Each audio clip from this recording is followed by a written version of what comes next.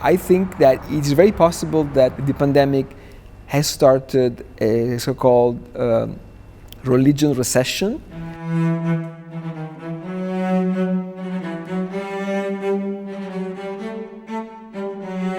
I think the pandemic has clearly been an accelerant of changes and trends that were happening in the church already. Certainly the pandemic has challenged us as a church. A lot of data that we've looked at for a number of different dioceses, based on the trends in giving, based on the trends in practice of the faith, that we would say over a 20-year period, the church was going to be half as big as it was.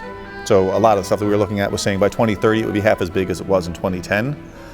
I think what the pandemic has done has brought that window way forward. And it's not going to be 2030, it could be 2022, 2023. And so there's going to be a radical restructuring, I think, in many parts of this country to deal with that. And so we are built for a church that no longer exists. And we have an infrastructure for a church that no longer exists, and an infrastructure that can't be supported in many cases. I don't think the worst thing that can happen to this church is to become smaller. I think that the worst thing is to become less faithful to the gospel and to its people. And what I've seen in the pandemic is a church that is faithful to its people.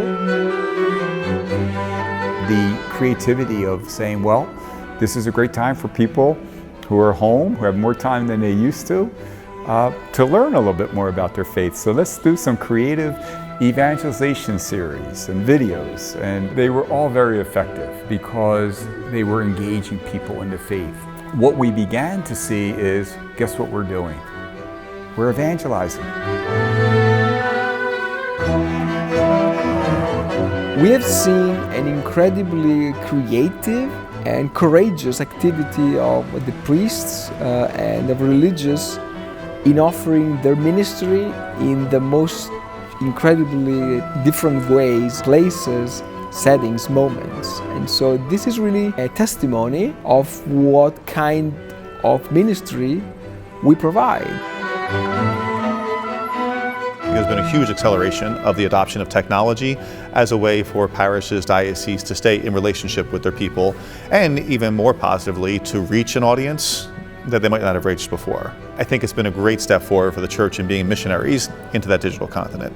To me, that's been one of the real gifts of this thing, is it has opened our minds to say, okay, let's try this and see how that works. Let's try this and see how that works.